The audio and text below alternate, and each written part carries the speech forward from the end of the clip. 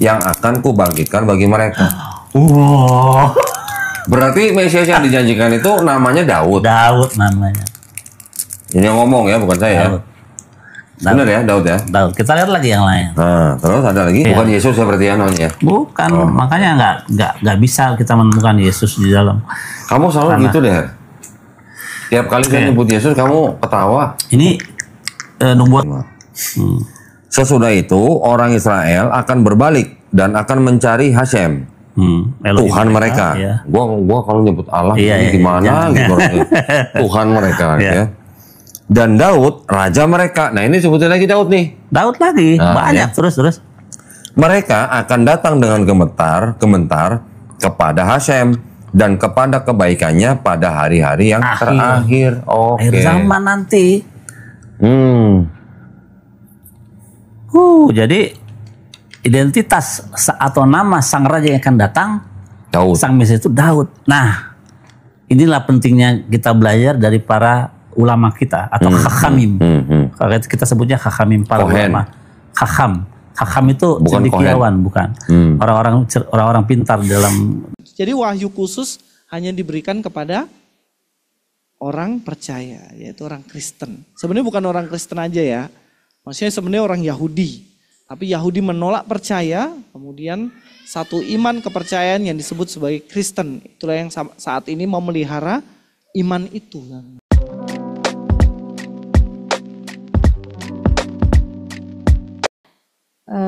Kak Luis, tadi pas kan pembahasan tiba-tiba muncul di otak gitu. Ini kan berarti Trinitas ini didasarkan dengan bagaimana Allah menyatakan dirinya berarti.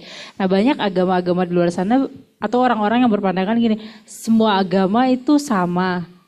Jadi saya tiba-tiba kepikiran kayak berarti Allah, apakah Allah juga menyatakan dirinya melalui agama-agama lain gitu? Atau yang benar-benar mutlak ini yang dari Alkitab kayak gitu. Karena banyak yang bilang kayak Allah mungkin di Hindu, di Buddha kayak gitu, dewa-dewanya itu juga bagian dari Allah itu. Allah adalah satu tapi wujudnya beda-beda ke tiap-tiap agama kayak gitu. Ya, jadi pertanyaannya Allah nih menyatakan dirinya ya. Menyatakan dirinya itu apakah melalui agama-agama lain juga kan gitu kan? Apakah seperti itu? Nah, kalau teman-teman belajar di pelajaran agama itu biasanya guru-guru tuh jelaskan ini. Tapi karena kita pikir agama Kristen tiap hari juga saya dengar ini gereja ini. Males toh pelajaran agama toh. Guru-guru juga kadang-kadang jelasin nggak jelas nih. Jadi penyataan Allah tuh ada dua jenis. Nah ini kalau ingat nih, ada penyataan umum dan ada penyataan khusus. Ya kan? Berkat itu ada berkat umum dan berkat juga ada berkat khusus. Penyataan umum itu yang bagaimana? Semua orang dia Kristen ataupun tidak, semuanya mendapatkan yang namanya penyataan umum. Itu bisa melihat Tuhan melalui apa? Alam ciptaan, ya toh. Kalian pergi ke Hamadi, kemudian lihat, pantai ini bagus sekali. Apalagi ada kopi di sebelah kanan, ada pisang goreng sebelah kiri toh. Nikmat luar biasa ini. Kagumi semua ciptaan Tuhan, ya toh. Melihat, kemudian pergi ke Bukit Jokowi, lihat, bagus sekali jembatan merah itu. Ada pantai-pantai di sekitarnya, ada pohon-pohon, indah sekali. Dan kemudian dia bersyukur pada Tuhan toh. Itu yang namanya penyataan umum. Semua orang mendapat itu. Tapi penyataan khusus itu hanya melalui Alkitab ini. Teman-teman kalau lihat kronologi Tuhan mewahyukan, itu mulai dari Kejadian sampai kitab Wahyu, itu kan semuanya tidak bertentangan satu dengan yang lainnya. Kronologi, benar nggak? Kita ambil perbandingan. Ada dua agama toh yang sangat dekat. Yang lain kan jauh. Kalau kita bicara soal Hindu, kan itu sangat-sangat jauh berbeda ya. Kalau berbicara agama lain. Tapi kan ada yang sangat-sangat dekat ya. Ya agama kita, Kristen dan Islam kan. Nah sekarang Alkitab itu punya kronologi yang sangat-sangat jelas kan. Coba kalian baca di dalam Kejadian itu. Di Kejadian itu temanya tentang apa sih? Ya, penciptaan. Setelah penciptaan, Kejadian 3, manusia jatuh dalam dosa. Kejadian 4, apa?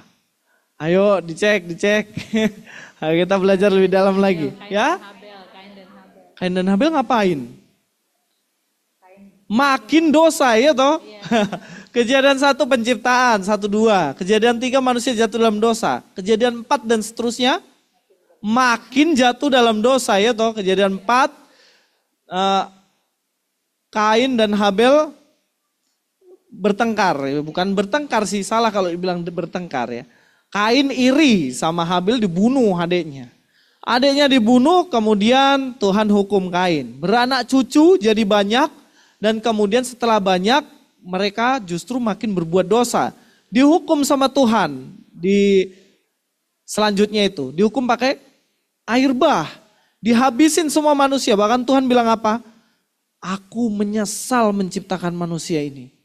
Nah setelah itu, apakah setelah dihukum semua dan dihabisi manusia yang berdosa, kemudian dosa manusia sudah hilang dan tidak berbuat dosa lagi? Makin berbuat dosa. Nuh ternyata dia mabuk, dia telanjang ya kan. Anaknya berbuat cabul sama dia. Beranak cucu lagi, kemudian mendirikan sebuah menara. Menara Babel. Di menara Babel makin sombong manusia ingin menyamai Tuhan. Tuhan rubuhkan, bahasa dikacaukan. Dosa berhenti gak? Enggak, temanya tentang dosa nih. Kemudian dari situlah Tuhan rancangkan satu sejarah yang penting. Tuhan panggil siapa? Abraham.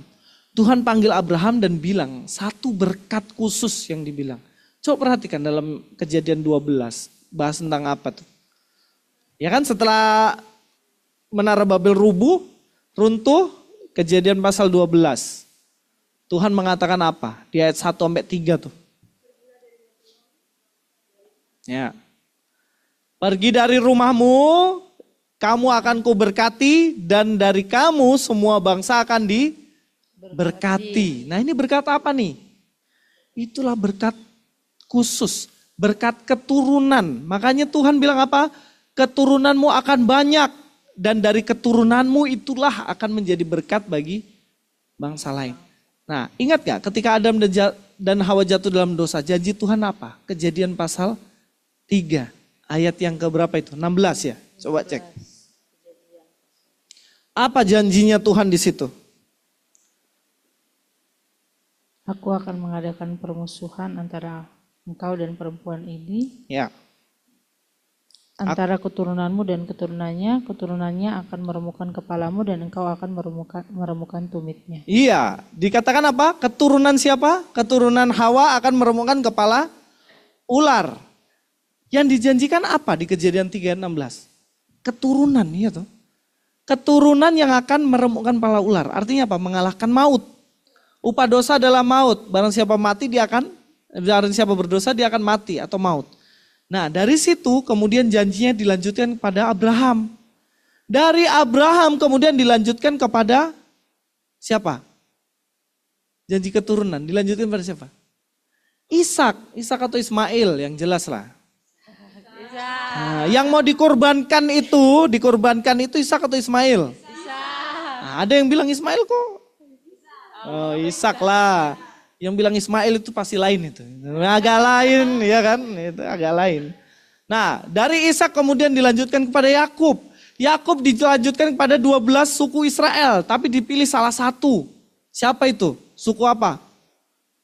Dari 12 suku Israel dipilih satu suku yang nanti dari situ akan muncul keturunan yang meremukkan kepala ular. Suku apa? Yehuda. Dari suku Yehuda kemudian muncul seorang raja, Tunas Isai. Siapa namanya?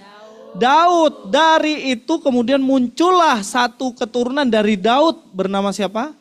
Yesus. Makanya Yesus dikatakan Yesus ada Abraham, anak Daud. Itulah kenapa wahyu khusus itu hanya melalui Israel, melalui Alkitab. Masuklah Yesus Kristus. Yesus bukan orang Jawa toh. Dia bukan orang Papua toh. Bukan. Nah kalau orang Indonesia berarti wahyu Tuhan secara khusus itu dikasih ke orang Indonesia. Tapi persoalannya wahyu khusus keselamatan itu hanya disampaikan melalui keturunan Adam dan Hawa. Keturunan Abraham, keturunan Ishak. Siapa itu? Yesus Kristus. Makanya Matius 1 ayat 1 dan seterusnya bahas tentang apa? Coba baca, ayo buka dulu lah. Pasti kalian lewat ini kalau baca Matius toh. Oh ini apa ini Matius 1 ayat 1 ini? Lewat lah langsung ayat 2 lah. silsilah Yesus Kristus. Nah, kita baca dulu ayat 1. 1, 2, 3. Inilah silsilah Yesus Kristus, anak Daud, anak Abraham. Paham kan? Oh, ternyata Matius 1 ayat 1 ini menjawab semua pertanyaan saya.